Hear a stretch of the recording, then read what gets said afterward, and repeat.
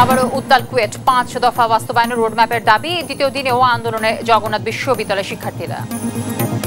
সাম্য হত্যায় ঢাকা বিশ্ববিদ্যালয়ে অর্ধ দিবস শোক পালন, বিচার দাবিতে ছাত্রদলের অবস্থান কর্মসূচি, নিরাপত্তা দিতে ব্যর্থতার অভিযোগ। সম্মানিত ভিসিআর এবং প্রক্টরকে বলা হয়েছে যে তাদেরকে যে নিরাপত্তার গাফিলতি ছিল তার এগেইনস্টে তারা দৃশ্যমান কোনো পদক্ষেপ গ্রহণ করেনি। কাশিমপুর কারাগার থেকে জামিনে মুক্তি পেলেন 27 বিডিআর জওয়ান, কারাবন্দী ছিলেন পিলখানা বিদ্রোহের ঘটনায় করা মামলায়। চাঁপাইনবাবগঞ্জে 4 ট্রেনের দাবিতে রেলপথ অবরোধ, 40 মিনিট বন্ধ ছিল রেল যোগাযোগ, জেলা প্রশাসক বরাবর স্মারকলিপি। এবং চাষিদের দাবির মুখে 5 দিন আগে বাজারে সাতক্ষীরার হিমসাগর আম, গুটি আমের মধ্য দিয়ে শুরু রাজশাহীর এবারের মৌসুম। দর্শক দেখছিলেন দেশ জনপদ সংবাদ শিরোনামগুলো, সঙ্গে রয়েছে আমি তানজিয়া তিথি। খুলনা প্রকৌশল ও প্রযুক্তি বিশ্ববিদ্যালয়ের শিক্ষার্থীরা আবারও আন্দোলনের ঘোষণা দিয়েছেন। একাডেমিক কার্যক্রম শুরু, নতুন নিরপেক্ষ তদন্ত কমিটি গঠন সহ 5 দফা দাবি বাস্তবায়নের রোডম্যাপ ঘোষণার দাবিতে দুপুর 12টার দিকে স্টুডেন্ট ওয়েলফেয়ার সেন্টার থেকে বিক্ষোভ মিছিল নিয়ে তারা প্রশাসনিক ভবনের সামনে যায়। পরে সেখানে উপাচার্যের কার্যালয়ের সামনে অবস্থান কর্মসূচি পালন করে তারা। এ সময় বিভিন্ন স্লোগান দিতে থাকে শিক্ষার্থীরা। দর্শক, কুয়েট শিক্ষার্থীদের বিক্ষোভ নিয়ে আরো জানাতে সরাসরি যুক্ত হচ্ছেন এই মুহূর্তে আমাদের সহকর্মী নূর ইসলাম রকি। রকি, শুনতে পাচ্ছেন নিশ্চয়ই আমাকে? রকি, কি কি দাবিতে আন্দোলনে নেমেছে শিক্ষার্থীরা? আপনার কাছে কি তথ্য রয়েছে?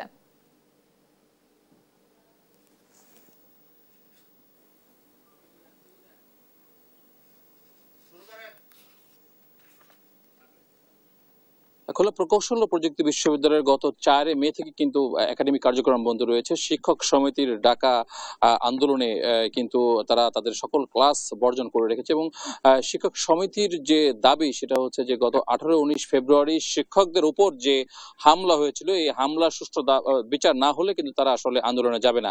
এদিকে আজ কিন্তু সাধারণ শিক্ষার্থীরা কিন্তু কুয়েটে বিক্ষোভ মিছিল করেছে। দুপুর 12:30টার দিকে তারা স্টুডেন্ট ওয়েলফেয়ার সামনে থেকে একটু বিক্ষোভ মিছিল করে কুয়েটের যে প্রশাসনিক ভবন আছে প্রশাসনিক ভবনের সামনে আসে এবং এখানে এসে কিন্তু তারা অবস্থান নেয় এবং তারা 3 দফা দাবিতে পুনরায় আন্দোলনে নামার এক প্রকার হুঁশিয়ারি দিয়েছে বলা যেতে পারে। তাদের যে আন্দোলন তার ভিতর প্রধান উল্লেখযোগ্য আন্দোলনটা হচ্ছে যে খুব দ্রুত একাডেমিক কার্যক্রম চালু করতে হবে।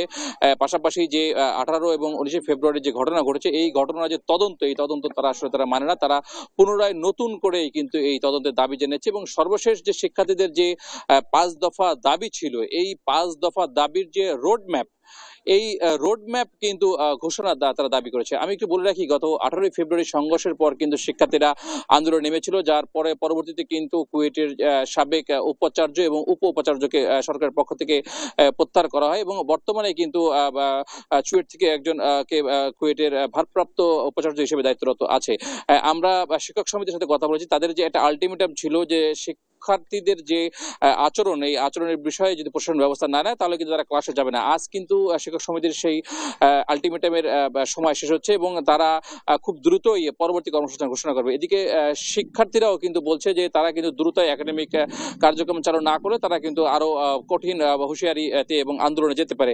এদিকে আসলে একটু দোটানার অবস্থায় রয়েছে কুয়েটের যে প্রশাসন এবং সম্প্রতি যে উপাচার্য যোগদান করেছে তিনি কিন্তু কয়েক দফা শিক্ষক সমিতি এবং শিক্ষার্থীদের সাথে বৈঠক করেও কিন্তু কোনো সুরাহা করতে পারেনি এবং ইতিমধ্যে তারা একটি সিন্ডিকেট কমিটিও করেছে এবং সিন্ডিকেট কমিটির মাধ্যমে কিন্তু 37 জন শিক্ষার্থীকে কিন্তু শোকাজ করা হয়েছিল এবং এই শোকাজ কেন করা হয়েছিল এর প্রতিবাদেও কিন্তু কুয়েটের শিক্ষার্থীরা কিন্তু বিক্ষোভ মিছিল করেছিল এবং তাদের যে দাবি যে সকল শিক্ষার্থীরা আহত হয়েছিল সে সকল শিক্ষার্থীদের কিন্তু শোকাজ করা হয়েছে এবং তারা কিন্তু এক প্রকার বলতে চায় যে এই শোকাজ তারা কিন্তু মানে না এবং সব মিলিয়ে কুয়েট কিন্তু একটি ঘোলাটা অবস্থায় আছে এবং গত 18 ফেব্রুয়ারি থেকে কিন্তু কুয়েটের একাডেমিক কার্যক্রম বন্ধ আছে, যার কারণে কিন্তু সাধারণ শিক্ষার্থীরা সেশন জটে পড়ার সম্ভাবনা আছে এবং নতুন যে উপাচার্য তিনিও কিন্তু শিক্ষক সমিতি এবং শিক্ষার্থীদের যে বিরোধ, এই বিরোধ কিন্তু নিরসনে চেষ্টা করে যাচ্ছে কিন্তু কোনো সুফল এখনো পায়নি। তো খুলনার কুয়েট থেকে এটা ছিল আমার কাছে সর্বশেষ সংবাদ।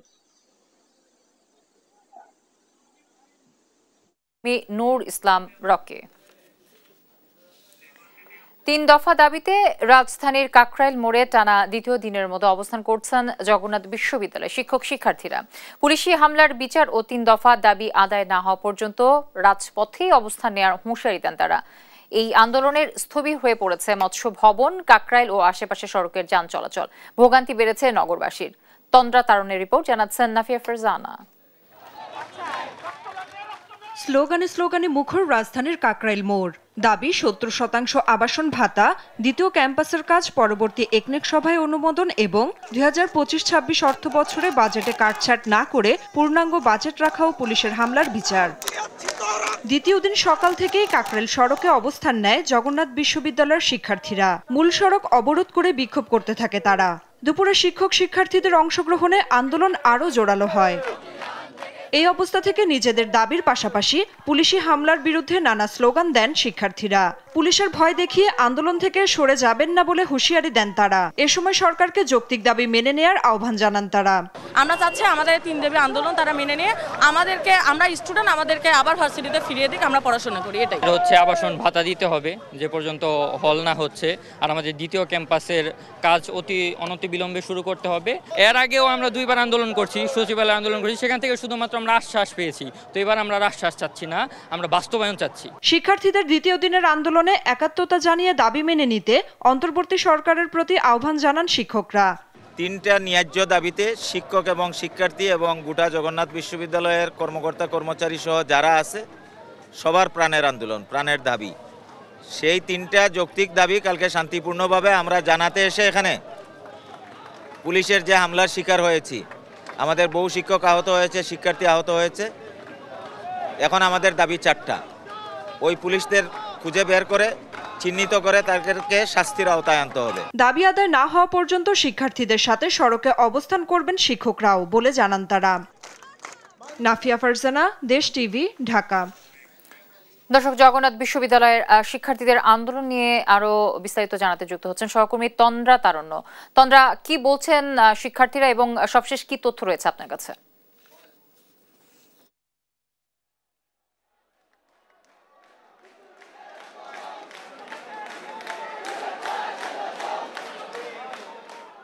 এখন পর্যন্ত আসলে আমরা সকাল থেকে যেমনটা দেখছিলাম যে এখানে যতই বেলা গড়িয়েছে ততই কিন্তু এখানে আরও শিক্ষার্থীরা এখানে তারা এসেছেন এবং তাদের সাথে কিন্তু শিক্ষকরাও এখানে একসাথে যুক্ত হয়েছেন এবং তারা একত্রিত হয়ে কিন্তু তাদের যে দাবিগুলো আছে, অর্থাৎ যে তিন দফা দাবিটি রয়েছে সেই দাবিগুলো আদায়ের জন্য তারা এখানে একত্রিত হয়ে কিন্তু অবস্থান কর্মসূচি তারা পালন করছেন। এবং দিনের বেলা যদি আমি বলি যে সকালের দিকে কিন্তু প্রচণ্ড রোদে ছিল এবং রোদের খরতাপের মধ্যেই কিন্তু তারা এখানে অবস্থান কর্মসূচি পালন করেছেন এবং পরবর্তীতে এই বৃষ্টি হচ্ছে এবং এই আবহাওয়ার মধ্যেও কিন্তু এখন পর্যন্ত শিক্ষার্থীরা এখানে অবস্থান করছেন। সকালের দিকে যদিও এখানে অর্ধশত শিক্ষার্থীরা ছিলেন, তবে যতই বেলা গড়েছে তত এখানে আরও অত্যাধিক অনেক শিক্ষার্থীরা এখানে আসলে এসেছেন এবং তারা সবাই এখানে একত্রিত হয়ে আছেন। শুধু তারাই নয়, এই বৃষ্টির মধ্যেও কিন্তু শিক্ষক যারা আছেন তারাও কিন্তু সবাই একত্রিত হয়ে আছেন এবং তারা তাদের শিক্ষার্থীদের সাথে আসলে একযোগে এখানে অবস্থান করছেন, তাদেরকে আসলে এখানে তারা সাপোর্ট করছেন যদি আমি বলি তবে ভুল হবে না। এবং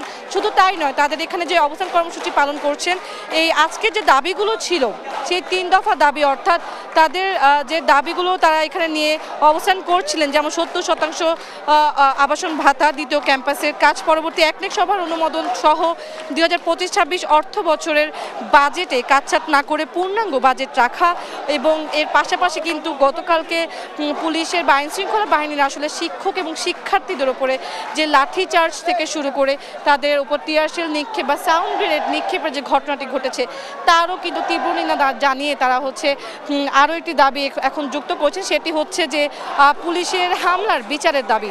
তো এই টানা তিনটি দাবি সহ পুলিশের হামলার বিচারের এই দাবি সহ কিন্তু তাদের মোট 4টি দাবি নিয়ে তারা এখনও অবস্থান কর্মসূচি পালন করছেন। যতদূর এখন পর্যন্ত আমরা যেটা জানতে পেরেছি যে বিকেল 5টার দিকে কিন্তু তারা জানিয়েছেন যে আসলে তাদের সার্বিক কর্মসূচি নিয়ে তারা একটা প্রেস ব্রিফিং করবেন এবং সেই মাধ্যমেই কিন্তু প্রেস ব্রিফিংয়ের মাধ্যমে কিন্তু আমরা আসলে জানতে পারবো যে তাদের পরবর্তী কর্মসূচি কী হতে যাচ্ছে বা তারা বৈঠকে বসছেন কিনা। তবে এখন পর্যন্ত যদি আমি বলি, পুরো কাকরাইল মোড়ে কিন্তু আমরা দেখতে পাচ্ছি যে প্রচণ্ড পরিমাণে শিক্ষার্থীরা এখানে অবস্থান নিয়েছেন এবং তারা বিভিন্ন ধরনের স্লোগান দিয়ে যাচ্ছেন। দেশের জাতীয় পতাকা উত্তোলন থেকে শুরু করে তারা কিন্তু বিকেলের দিকটা আমরা দেখেছি যে তারা কিন্তু আমাদের জাতীয় সঙ্গীতও তারা গেয়েছেন এবং সব কিছুর মাধ্যমে তারা আসলে একাত্মতা প্রকাশ করছেন এবং তারা আসলে এটাই বারবার জানান দিচ্ছেন যে আসলে তারা শান্তিপূর্ণভাবে তাদের কর্মসূচি তারা পালন করতে চাচ্ছেন। তারা কোনো রকম সংহতি বা তারা হচ্ছে কোনো রকম ঝামেলা বা বিশৃঙ্খলা পরিবেশ সৃষ্টি করতে চাচ্ছে না, কোনো বিশৃঙ্খলা তারা জড়াতেও চাচ্ছে না। তারা চাচ্ছেন শুধুমাত্র তাদের যে দাবিগুলো আছে, তাদের প্রাণের যে 3টি দাবি এবং পুলিশের হামলার বিচার সহ মোট 4টি দাবি তারা চাচ্ছেন যত দ্রুত সম্ভব তত তাড়াতাড়ি যেন পূরণ করা হয় এবং দাবি আদায় হয়ে গেলেই তারা বলছেন যে আসলে তারা চাচ্ছে তারা নিজেদের কক্ষে ক্লাসে তারা ফিরে যেতে এবং শিক্ষকরাও আসলে যেটি জানান যে তারা বলছেন যে যতক্ষণ না পর্যন্ত দাবি আদায় হয় ততক্ষণ পর্যন্ত তারা এখানেই তারা অবস্থান করবেন এবং তারাও একটি কথা বারবারই আমাদের জানিয়েছেন এবং সকলকেই বলছেন যে আসলে তারা কখনোই চান না যে আসলে শিক্ষার্থীরা নিজেদের ক্লাসরুম ফেলে তারা এখানে অবস্থান কর্মসূচি পালন করবে। নিজেদের হলের যে দাবিতে এটি তাদের অধিকার এবং সেই অধিকার নিজেদের অধিকার আদায়ের জন্যই তাদের আজকে যে আন্দোলন করতে হচ্ছে এটি কোনোভাবেই কাম্য নয় এবং কাম্য নয় জানিয়ে তারা এটিও বলছেন যে আসলে যতক্ষণ না পর্যন্ত এই দাবি পূরণ হচ্ছে, তাদের কথা যতক্ষণ না পর্যন্ত প্রশাসন শুনছেন ততক্ষণ পর্যন্ত তারা আসলে এখানে অবস্থান করবেন। আমরা দেখতে পাচ্ছি যে এখনো কিন্তু তারা এখানে অনেক শিক্ষার্থী আছেন এবং তাদের সাথে শিক্ষকরা আছেন যারা এখানে অবস্থান করছেন। তারা বিভিন্ন স্লোগান দিচ্ছেন, একের পর এক স্লোগান দিচ্ছেন এবং তারা একসাথে এই বৃষ্টির মধ্যেও কিন্তু তারা একত্রিত রয়েছেন। পাশাপাশি যদি আমি একটু জানিয়ে রাখি, আইন শৃঙ্খলা বাহিনীও কিন্তু এখানে তৎপরতা এখানে আমরা দেখতে পেয়েছি। তারা ব্যারিকেড দিয়ে রেখেছেন এবং আমি যদি একটু জানাই সেটি হচ্ছে যে এখানে কিন্তু আইন শৃঙ্খলা বাহিনীর যথেষ্ট পরিমাণে আমি যদি বলি ফোর্স, সেনাবাহিনীর ফোর্স থেকে শুরু করে পুলিশ যারা আছেন তারাও কিন্তু এখানে আছেন, তারা তৎপর রয়েছেন যে কোনো ধরনের হতাহতের বা কোনো রকম যদি বিশৃঙ্খলা সৃষ্টি হয় সেটি নিয়ন্ত্রণের জন্য কিন্তু তারা এখানে চেষ্টা করবেন এবং সকাল থেকে আমরা দেখেছি তারা এখানে আছেন। শিক্ষার্থীদের কথা যদি আমি বলি, তারা সেই সকাল থেকে যেমনভাবে তারা এখানে অবস্থান করছেন, গতকাল রাতেও কিন্তু তারা এখানে ছিলেন এবং সকাল থেকে যদি আমি বলি তাদের তৎপরতা আরও বেশি জোরদার আমরা দেখতে পেয়েছি। তারা সকাল থেকে অনেক শিক্ষার্থী জগন্নাথ বিশ্ববিদ্যালয়ের বাসে করে তারা এসেছেন এবং তাদের সাথে শিক্ষকরা এসেছেন, এসে তারা এখানে একত্রিত হয়েছেন, একসাথে জড়ো হয়েছেন এবং স্লোগানে বলা যায় পুরো কাকরাইল মোড় আসলে মুখরিত রয়েছে। শুধু তাই নয়, আমরা শিক্ষার্থীদের সাথে যদি একটু চেষ্টা করি আসলে আমরা কারোর সাথে কথা বলতে পারি কিনা, আসলে এই যে তাদের দাবিগুলো নিয়ে তারা আজকে এখানে এসেছেন, এখন যে তারা যে দাবিগুলো নিয়ে আসলে এখানে তারা আছেন, আসলে তাদের যদি দাবি না মানা হয় সেক্ষেত্রে তাদের পদক্ষেপ কি হতে পারে? ভাইয়া, আপনাদের এই যে দাবিগুলো নিয়ে আপনারা আছেন, যদি দাবি না মানা হয় সেক্ষেত্রে আপনাদের অবস্থান কি থাকবে এবং আছে আপনারা এখানে যে আছেন আসলে রাত পর্যন্ত থাকবেন কিনা বা আসলে পরবর্তী কর্মসূচি কি হতে পারে যদি আমাকে একটু জানান। জি, আমাদের পরবর্তী কর্মসূচি নিয়ে কমিটি কথা বলবে, কিন্তু আজকে যদি আমাদের দাবি না মানে তাহলে আমরা রাত পর্যন্ত থাকবো, এরপরেও থাকবো, আমরা এখান থেকে অবস্থান ত্যাগ করবো না, কারণ আমাদের দাবিগুলো সম্পূর্ণ যৌক্তিক। এই দাবিগুলো না মানার কোনো প্রশ্নই ওঠে না। আমরা ইন্টারিমের প্রতি আশাবাদী যে তারা অতি শীঘ্রই এই বিষয়ে পদক্ষেপ নেবে। একটি ব্যাপার যেটি আমি জানাতে চাচ্ছি সেটি হচ্ছে যে আসলে আমরা সকাল থেকে যে জিনিসটি ব্যাপারে দেখেছি যে শিক্ষক থেকে শুরু করে শিক্ষার্থীরা পর্যন্ত অনেক বেশি কথা বলেছেন, সেটি হচ্ছে যে আসলে গতকালকে রাতের দিকে যে একটি ঘটনা ঘটেছে যেটি আসলে কারোরই কাম্য ছিল না, সেটা হচ্ছে মাহফুজ আলমের মাথার মধ্যে কেউ বোতল নিক্ষেপ করেছে। এই ঘটনাকে কেন্দ্র করেও কিন্তু অনেকেই অনেক রকমের মত আমাদেরকে জানিয়েছেন। অনেকেই আসলে বলেন যে সকাল থেকে শিক্ষার্থীদের ওপর, শিক্ষকদের উপর আসলে যেভাবে তাদের উপর যেভাবে লাঠিচার্জ করা হয়েছে, আইনশৃঙ্খলা বাহিনী যেভাবে আসলে তাদের উপর সাউন্ড গ্রেনেড নিক্ষেপ করেছে বা টিয়ার শেল নিক্ষেপ করা হয়েছে, সেগুলোর ব্যাপারে আসলে কেউই কোনো রকম কথা বলেনি। তবে তারা বলছেন যে আসলে বোতল নিক্ষেপের কাণ্ডকে কেন্দ্র করে কিন্তু অনেকেই তীব্র নিন্দা জানিয়েছেন। এই ব্যাপারে তারাও আসলে দুঃখ প্রকাশ করছে। তবে তাদের যেটি মূল কথা ছিল যে আসলে ঘটনাটি কোনোভাবে কাম্য নয়, কিন্তু তবুও শিক্ষক বা শিক্ষার্থীদের উপরে যে লাঠিচার্জ হয়েছে সেটিও কিন্তু কোনোভাবে কাম্য ছিল না। তবুও কাম্য না থাকার পরেও কিন্তু তাদেরকে তারা সেটি আসলে মুখোমুখি হয়েছে বলেও তারা বলছেন। এই ছিল আমার কাছে কাকরাইল মোড় থেকে সর্বশেষ খবরাখবর। তন্দ্রা, আপনাকে ধন্যবাদ। দর্শক, জগন্নাথ বিশ্ববিদ্যালয় শিক্ষার্থীদের আন্দোলনের আপডেট জানাচ্ছিলেন আমাদের সহকর্মী তন্দ্রা তারণ্য। 5 অগস্ট পরবর্তী বাংলাদেশে ঢাকা বিশ্ববিদ্যালয়কে নিরাপদ রাখতে ব্যর্থ হয়েছে বর্তমান প্রশাসন। তাদের ব্যর্থতার জন্যই সাম্যসহ গেল 9 মাসে ক্যাম্পাসে 2টি হত্যাকাণ্ড ঘটেছে বলে অভিযোগ করেছে ছাত্রদল। দুপুরে ভিসি চত্বরে অবস্থান কর্মসূচিতে এমন অভিযোগ করেন সংগঠনটির নেতারা। আর এসব ঘটনায় উদ্বেগ প্রকাশ করে নিরাপদ ক্যাম্পাসের দাবি জানিয়েছেন সাধারণ শিক্ষার্থীরা। ফাহিম ইউসুফের প্রতিবেদন জানাচ্ছেন নাফিয়া ফারজানা। ঢাকা বিশ্ববিদ্যালয়ের শিক্ষার্থী ও ছাত্রদল কর্মী সাম্য হত্যার বিচার ও নিরাপদ ক্যাম্পাসের দাবিতে কালো ব্যাজ ধারণ কর্মসূচি ছাত্রদলের। সকাল থেকে ভিসি চত্বরে অবস্থান নেন নেতাকর্মীরা।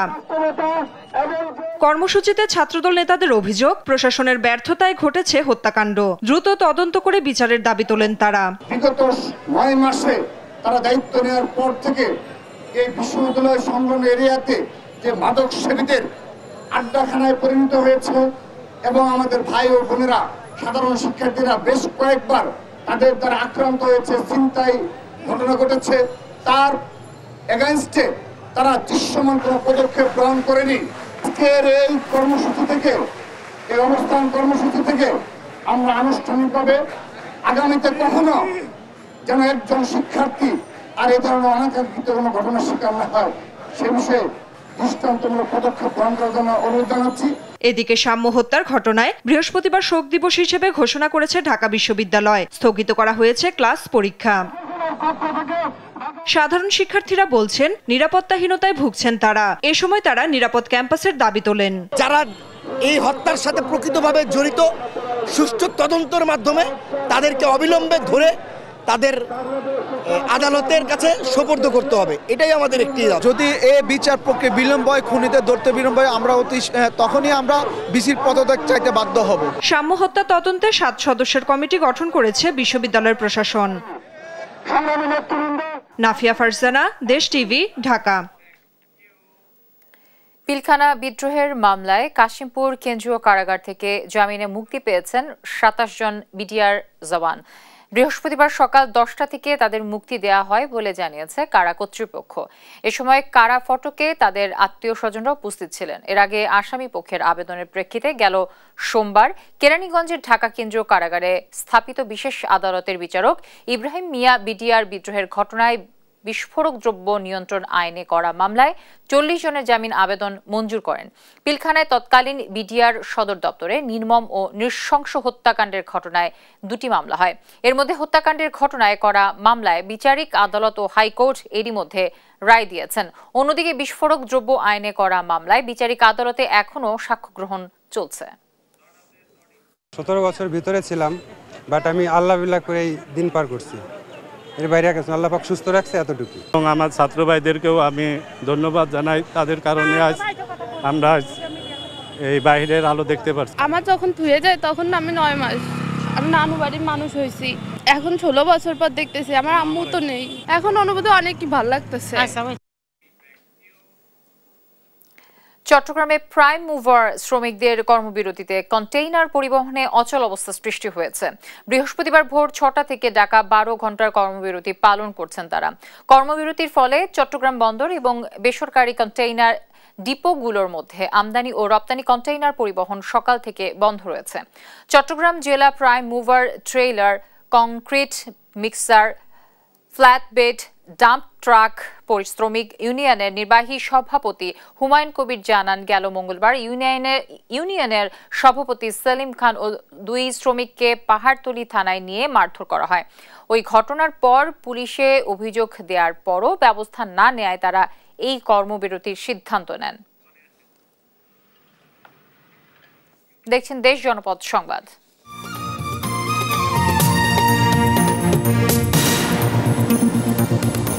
মে যুবদল, স্বেচ্ছাসেবক দল ও ছাত্র দলের যৌথ উদ্যোগে খুলনা ও বরিশাল বিভাগের সমন্বয়ে সমাবেশ হবে তারুণ্যের রাজনৈতিক অধিকার প্রতিষ্ঠার সমাবেশে। এমনটাই জানিয়েছেন যুবদলের কেন্দ্রীয় সংসদের সভাপতি আব্দুল মোনায়েম মুন্না। তিনি বলেন, তারুণ্যের মহামিলনে একটি বৈষম্যহীন, আধুনিক, ন্যায্য ও মানবিক বাংলাদেশ বিনির্মাণের প্রত্যয় ব্যক্ত করাই এ সমাবেশের মূল উদ্দেশ্য। বৃহস্পতিবার দুপুরে খুলনা প্রেস ক্লাবের সংবাদ সম্মেলনে কথা বলেন। শুক্রবারের সেমিনার ও শনিবারের সমাবেশ সফল করতে নেতাকর্মীদের প্রতি আহ্বান জানান তিনি। শেখ হাসিনা বিরোধী আন্দোলনে 15 বছর 7 মাস শেখ হাসিনার যে সময়কালটা অলমোস্ট প্রায় 15 বছর 7 মাস, সেটা তার বিরুদ্ধে বিএনপি একাই কিন্তু মাঠে লড়েছে। অন্য কোনো দল হয়তো 1 দিন 2 দিন আন্দোলন করেছে, আবার চলে গেছে, কিন্তু আমরা কিন্তু একদিনের জন্য মাঠের বাইরে ছিলাম না। শত নিপীড়ন, নির্যাতন, গুম খুন, মামলার মধ্যে থেকেও কিন্তু বিএনপি প্রতিনিয়ত মাঠেই ছিল ফ্যাসিস্টদের বিরুদ্ধে। সাভারে একটি সীসা কারখানার মালিক শ্রমিকদের হামলায় আহত হয়েছেন বৈষম্য বিরোধী ছাত্র আন্দোলনের ৮ নেতাকর্মী। জানা যায় বুধবার রাতে বৈষম্য বিরোধী ছাত্র আন্দোলনের কয়েকজন নেতাকর্মী আশুলিয়ার শিমুলিয়ার রাঙামাটি এলাকায় বেড়াতে যান। এ সময় স্থানীয়রা তাদের জানায় পরিবেশ দূষণকারী একটি সীসা কারখানা থেকে নির্গত ধোঁয়ার কারণে পরিবেশ বিপর্যয়ের পাশাপাশি জনস্বাস্থ্য হুমকির মুখে পড়েছে। পরে ওই কারখানার ভিডিও ধারণ করতে গেলে নেতাকর্মীদের উপর অতর্কিতভাবে হামলা চালায় কারখানাটির মালিক শ্রমিকরা। আহতদের মধ্যে 4 জনের অবস্থা গুরুতর। আশুলিয়া থানার ভারপ্রাপ্ত কর্মকর্তা সোহরাব আল হুসাইন জানিয়েছেন, অভিযোগ পেলে ব্যবস্থা নেওয়া হবে। গোপালগঞ্জ সড়ক ও জনপথ বিভাগে অভিযান চালিয়েছে দুর্নীতি দমন কমিশন দুদক। বৃহস্পতিবার দুপুরে দুদক জেলা কার্যালয়ের সহকারী পরিচালক সোহরাব হোসেন সোহেলের নেতৃত্বে এই অভিযান চালানো হয়। পরে গণমাধ্যমকে দুদকের সহকারী পরিচালক জানান, সরেজমিনে দীর্ঘদিন ধরে নির্মাণাধীন আঞ্চলিক সড়কে অনিয়মের প্রাথমিক প্রমাণ মিলেছে। রেকর্ড পত্র পর্যালোচনা করে দুদকের প্রমাণ কার্যালয়ে প্রতিবেদন পাঠানো হবে বলেও জানান তিনি। সরেজমিনে পরিদর্শনে রাস্তায় কিছু অনিয়ম পেয়েছি এবং এখানে এসে রেকর্ডপত্র চেয়েছি এবং রেকর্ডপত্র প্রাপ্তি সাপেক্ষে পর্যালোচনা করে আমরা কমিশনে বিস্তারিত প্রতিবেদন দাখিল করব। এই রাস্তায় যে এটা মেয়াদ বৃদ্ধি করা হয়েছে এবং মেয়াদ শেষ হয়ে যাওয়ার পরেও কাজ শেষ হয় নাই, এগুলো আমরা রিপোর্টে উল্লেখ করব। প্রধান রাজশাহী নার্সিং কলেজে হামলা, পাল্টা হামলা ও মারধরের ঘটনায় 7 সদস্যের তদন্ত কমিটি গঠন করেছে রাজশাহী মেডিকেল কলেজ হাসপাতাল কর্তৃপক্ষ। বৃহস্পতিবার দুপুরে এ কমিটি গঠন হয়। কমিটিকে দ্রুত তদন্ত শেষে প্রতিবেদন জমা দিতে নির্দেশনা দেওয়া হয়েছে। এদিকে বৃহস্পতিবার দুপুরে হাসপাতাল প্রাঙ্গণে বিএসসি ইন নার্সিং এর শিক্ষার্থীদের শাস্তির দাবিতে মানববন্ধন করেছে হাসপাতালে কর্মরত নার্স ও স্টাফরা। নার্সরা দাবি করেন, মঙ্গলবার রাজশাহী নার্সিং কলেজে বিএসসি ইন নার্সিং এর শিক্ষার্থীরা পরিকল্পিতভাবে ডিপ্লোমা ইন নার্সিং এর শিক্ষার্থী ও হাসপাতালের স্টাফদের উপর হামলা করে। দ্রুত দোষীদের চিহ্নিত করে শাস্তির আওতায় আনার দাবি জানান তারা। বুধবারও এই ঘটনাকে কেন্দ্র করে দিনভর বিক্ষোভ ও অবস্থান কর্মসূচি করেছে বিএসসি ইন নার্সিং এর শিক্ষার্থীরা। প্রশাসন পদক্ষেপ নিয়েছে, যেটা সুষ্ঠু কমিটি করে সুষ্ঠু তদন্ত করে একটা ন্যায্য বিচারের আওতায় আনা হবে। মার খেয়েছি, এ কারণে আমরা তাদের দৃষ্টান্তমূলক শাস্তির দাবি করছি। রংপুর বিসিক শিল্প নগরীতে 18টি শিল্প কারখানার মধ্যে ঋণ জটিলতায় বন্ধ 3টি কারখানা। জায়গার সংকটে নতুন করে প্লট বরাদ্দের কোনো সুযোগ না থাকায় ক্ষুদ্র ও মাঝারি শিল্প উদ্যোক্তারা গড়তে পারছেন না শিল্প কারখানা। এই অবস্থায় গেল 20 বছর ধরে অসংখ্যবার মন্ত্রণালয়ে চিঠি চালাচালি হলেও দ্বিতীয় শিল্প নগরী গড়তে থমকে আছে জমি অধিগ্রহণের কাজ। মাহমুদ রকির ক্যামেরায় রফিকুল ইসলামের প্রতিবেদন। 2004 সাল থেকে দ্বিতীয় শিল্পনগরী গড়তে এমন অসংখ্য চিঠি কর্মকর্তাদের দুয়ারে গেলেও সমাধান আসেনি। সর্বশেষ গেল বছরের 30 এপ্রিল তৎকালীন জেলা প্রশাসক মোবাশ্বের হাসান দ্বিতীয় শিল্প পার্ক গড়তে রংপুর সদর উপজেলার রামনাথপুর ও হরিদেবপুর মৌজার 100 একর জমির সম্ভাব্য ও স্কেচ ম্যাপ সহ প্রতিবেদন পাঠিয়েছিলেন। সেই প্রতিবেদনে জমির শ্রেণীভিত্তিক গড় মূল্য ও অন্যান্য সম্ভাব্য মূল্য অনুযায়ী 28,79,47,558 টাকা প্রয়োজন। রংপুরের জন্য সেই টাকা নেই সরকারের কাছে। উদ্যোক্তারা বলছেন, ক্ষুদ্র শিল্প গড়ে ওঠার ব্যাপক সম্ভাবনা থাকলেও আঞ্চলিক বৈষম্যে পিছিয়ে রাখা হয়েছে রংপুরকে। যে আমাদের এখানে যে ক্ষুদ্র মাঝারি শিল্পের যে উদ্যোক্তারা আছে, তারা বিশেষ করে আসলে তাদের স্বপ্নগুলোকে বাস্তবায়ন করতে পারছে না, তারা তাদের বিনিয়োগের সুযোগ পাচ্ছে না। এই প্রোডাক্টগুলো ভ্যাটের সাথে সম্পৃক্ত, যেটা বিক্রি করা হয় ওটার উপর পার্সেন্টেজ আগে ছিল 5%, এখন করছে 7.5%। শিল্পনগরী হলে কর্মসংস্থান হবে এমন বাণী বিসিক শোনালেও দ্বিতীয় শিল্পনগরীর কার্যক্রমের অগ্রগতিতে সদুত্তর নেই কর্মকর্তাদের। রংপুর একটি অবহেলিত বলি আর অনুন্নত শিল্পায়নে অনুন্নত জায়গা, সেই দৃষ্টিকোণ থেকে বিবেচনা করে যদি রংপুরে দ্বিতীয় শিল্পনগরীটি বাস্তবায়ন করা যায়, তাহলে এই নর্থ বেঙ্গলের বা এই বেল্টের মানুষের একটা খুব ভালো কর্মসংস্থানের ব্যবস্থা হবে, যেখানে 100 একর জমির প্রস্তাব আমরা দিয়েছি। শিল্পনগরীর ফিজিবিলি স্টাডিতে কর্মকর্তাদের আসা যাওয়ার খবরে স্থানীয়দের চোখে মুখে আশার আলো উঠলেও কার্যত কিছুই হচ্ছে না। ৫,০০০ টাকা মাস পাই, একে দিয়ে সংসার চলে। আমাদের এখানে কোম্পানিতে হাঁড়ি পাতিল তৈরি হয়, আমাদের গ্যাস হলে আমাদের এখানে কারখানাটা আর কি সুযোগ সুবিধা অনেক ভালো হইতো। আরও এইরকম প্রতিষ্ঠান হলে আমাদের জন্য ভালো, আরও কর্মসংস্থানের ব্যবস্থা হবে। তবে আশার কথা শোনান রংপুরের জেলা প্রশাসক। আমরা সকলের কথা চিন্তা করে, রংপুরবাসীর কথা চিন্তা করে, সাধারণ জনগণ যেন আমরা সত্যিকার অর্থে সাধারণ জনগণকে সেবা দিতে পারি, সেই চিন্তাভাবনা রেখেই আমরা আমাদের পরিকল্পনাটা প্রস্তুত করছি, প্রস্তুতির পর্যায়ে আছে। দ্রুত সব সংকট নিরসন করবে সংশ্লিষ্ট কর্তৃপক্ষ, এমনটাই প্রত্যাশা রংপুরবাসীর। রফিকুল ইসলাম, দেশ টিভি, রংপুর। কুড়িগ্রামের রৌমারী উপজেলার দাঁতভাঙা সীমান্ত এলাকায় বজ্রপাতে রিয়াদ হোসেন নামে আনসারের এক সদস্য নিহত হয়েছেন এবং আহত আরও 4 জন বিজিবির সদস্য।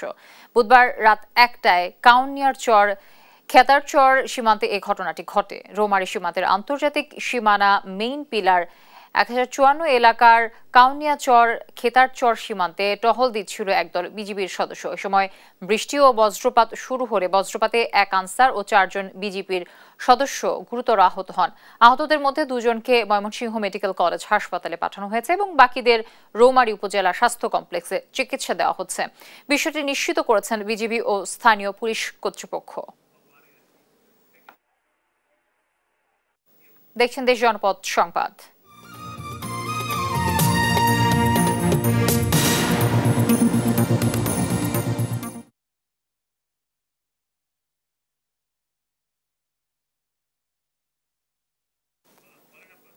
ভাইয়া অনেক মাছি তো, কখন যে খেয়ে ফেললো, কনসেন্ট্রেশন বারবার ওইদিকে চলে যাচ্ছে, হাইপার হয়ে গেছে। একটু এসিটা ছেড়ে দেন।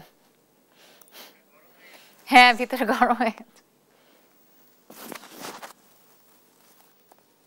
চাষিদের দাবির মুখে 5 দিন আগে বাজারে এলো হিমসাগর আম। বৃহস্পতিবার গাছ থেকে সংগ্রহ করা হয়েছে সুস্বাদু এই আম। বাগানীরাও দেখছেন লাভের মুখ। অপরিপক্ক আম যেন বাজারে না আসে সেজন্য থাকছে নজরদারি। এদিকে গুটি জাতের আম পাড়ার মধ্য দিয়ে শুরু হয়েছে রাজশাহীর আমের মৌসুম। সহকর্মীদের তথ্য ও ছবিতে আপন উপর রিপোর্ট।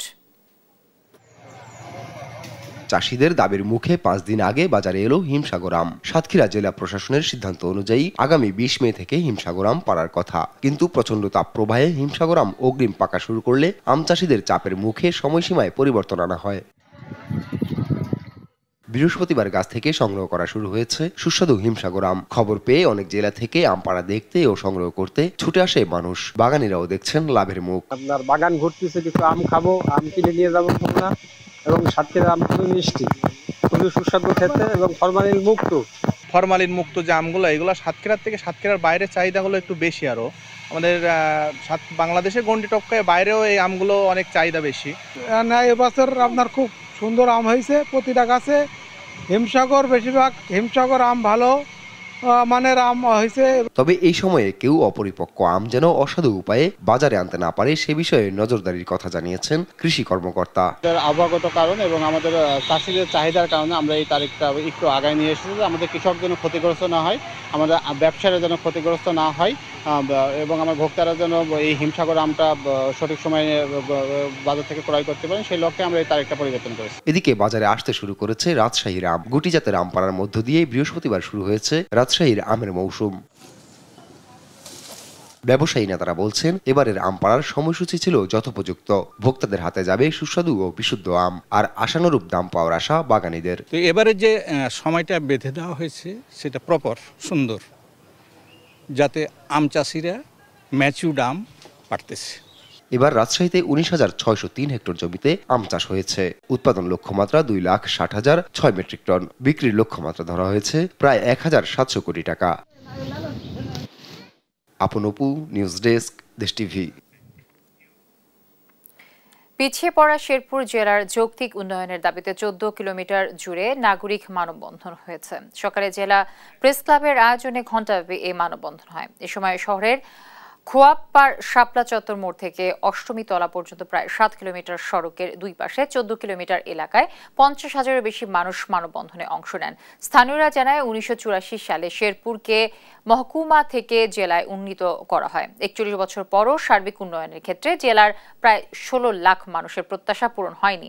চিকিৎসা, শিক্ষা, যোগাযোগ, পর্যটন এবং ব্যবসা বাণিজ্য প্রসার ও আধুনিকায়নের দাবি জানান বক্তারা। শেরপুর দীর্ঘদিন থেকে উন্নয়নে পিছিয়ে আছে। এই জেলার শিক্ষা, স্বাস্থ্য, কৃষি, পর্যটন, যোগাযোগ ব্যবস্থা সব ক্ষেত্রেই পিছিয়ে আছে। শেরপুরের মানুষের প্রাণের দাবি ছিল, এই মানববন্ধন প্রমাণ করে দিয়েছে যে শেরপুরের মানুষ শেরপুরের উন্নয়ন চায়। পরবর্তীতে সারা শেরপুর শাটডাউন করার, আধা ঘন্টার জন্য শাটডাউন করার কর্মসূচি হাতে নিতে বাধ্য হব আমরা। ঢাকার সঙ্গে চাঁপাইনবাবগঞ্জে পদ্মা, ধূমকেতু সহ 4টি আন্তনগর ট্রেন চালুর দাবিতে রেলপথ অবরোধ করে বিক্ষোভ করেছে জেলার সর্বস্তরের মানুষ। বৃহস্পতিবার সকাল 10টার দিকে তারা মল্লিকা কমিউটার এক্সপ্রেস ট্রেন আটকে এ কর্মসূচি পালন করে। পরে ট্রেনটি 40 মিনিট দেরিতে 10টা 40 মিনিটে চাঁপাইনবাবগঞ্জ রেল স্টেশন থেকে রাজশাহীর উদ্দেশ্যে ছেড়ে গেছে। এরপর বেলা 11টায় জেলা প্রশাসকের কাছে স্মারকলিপি প্রদান করেন তারা। দ্রুত সময়ের মধ্যে রেলের সমস্যা সমাধান না হলে আগামীতে আরও কঠোর কর্মসূচির হুঁশিয়ারি দেন বক্তারা। চাঁপাইনবাবগঞ্জে আন্তনগর সমস্ত ট্রেন চাঁপাইনবাবগঞ্জ পর্যন্ত আসতে হবে, সেই দাবি আমরা দীর্ঘদিন থেকে দিয়ে আসছি। চাঁপাইনবাবগঞ্জের আন্তনগর ট্রেন কতগুলো আসবে আমরা মেনশন করে দিতে চাই না। যা রাজশাহী আসবে তা চাঁপাই আসতে হবে, কি হচ্ছে আমাদের শেষ কথা। দিনাজপুরে বিভিন্ন হাটে উঠতে শুরু করেছে বোরো ধান। সপ্তাহ ব্যবধানে মন প্রতি 200 টাকা কমে 1100 টাকায় ধান কিনছেন ব্যবসায়ীরা। চাষিদের অভিযোগ, মৌসুমের শুরুতেই বাজারে সিন্ডিকেট করে নিয়ন্ত্রণ করা হচ্ছে। উৎপাদন খরচ বিবেচনা করে ন্যায্য দাম নিশ্চিতের দাবি কৃষকদের। সহকর্মী হারুনুর রশিদের তথ্য ছবিতে জানাচ্ছেন সালমা জাহান। দিনাজপুরের হাট বাজারগুলোতে আসতে শুরু করেছে নতুন ধান। পার্বতীপুরের আমবাড়ি ও নবাবগঞ্জের আফতাবগঞ্জ হাট ঘুরে দেখা যায় প্রতি মন মোটা ধান 1025 টাকা এবং চিকন ধান বিক্রি হচ্ছে 1100 টাকা দরে। কৃষকদের অভিযোগ, প্রচণ্ড রোদে ঘাম ঝরিয়ে ফসল ফলালেও লাভের সিংহভাগ চলে যাচ্ছে মধ্যস্বত্বভোগীদের ঘরে। সার ঔষধের যে বাজার মূল্য অধিক পরিমাণে আমরা কিনেছি, এই পরিমাণ অনুযায়ী আমরা কৃষকেরা ধানের মূল্য ন্যায্য মূল্য পাইতেছে। 78 কেজি 2100 টাকা দাম বলে, তাহলে কৃষকের কি থাকে? এক বুঝি টাকা পয়সা তো আবাদ সোবাদ করে লস ছাড়া তো লাভ নাই। মেশিন কাটতে গেলে মেশিনওয়ালা বলতেছে ভাই 5000 টাকা নিচে কাটতে চান। আবার যদি হাতে কায়দাতে কাটতে যাই তাহলে এরা চাচ্ছে 7000। কায়দাতে কাটে যদি নিয়ে আসি তাহলে মেশিন, ধান মারা মেশিন নিচ্ছে 1000, তাহলে 8000 টাকা পড়তেছে। আমার টোটাল খরচ মাটিটা আবাদ করতে খরচ লাগছে প্রায় 17000, আর 17000 খরচ। ধান বিক্রি হচ্ছে আমাদের প্রায় 38000, 38 থেকে 40000। এখন দেখা যাচ্ছে বেনিফিট আমাদের কিছু আসতেছে না। চলতি বোরো মৌসুমে জেলা জুড়ে 36 টাকা কেজি দরে 12,647 মেট্রিক টন ধান এবং 49 টাকা কেজি দরে 12,642 মেট্রিক টন চাল সংগ্রহ করবে খাদ্য বিভাগ। গেল 24 এপ্রিল সরকারিভাবে ধান চাল সংগ্রহ কার্যক্রম উদ্বোধন হলেও এখনও শুরু হয়নি ধান কেনা। সংগ্রহের লক্ষ্য পূরণ নিয়ে শঙ্কা থাকলেও খাদ্য বিভাগ বলছে ধান কাটা শেষ হলে শতভাগ লক্ষ্য অর্জন হবে। চাল সংগ্রহ আমাদের শুরু হয়ে গেছে, চলতেছে। ধান এখনো সংগ্রহ হয়নি। দিনাজপুর জেলায় ধান কর্তনের হার 10 থেকে 12%। ধান কর্তনের হারটা বাড়লে, ধান কাটা হলে আমরা আশা করতেছি যে মে মাসের 20 তারিখের পর থেকে আমরা ধান নিতে পারবো। এবার জেলায় বোরো ধান চাষ হয়েছে 1,74,422 হেক্টর জমিতে, যেখান থেকে প্রায় 8,05,900 মেট্রিক টন চাল উৎপাদনের লক্ষ্য কৃষি বিভাগের। নিউজ ডেস্ক, দেশ টিভি। দেখছেন দেশ জনপদ সংবাদ।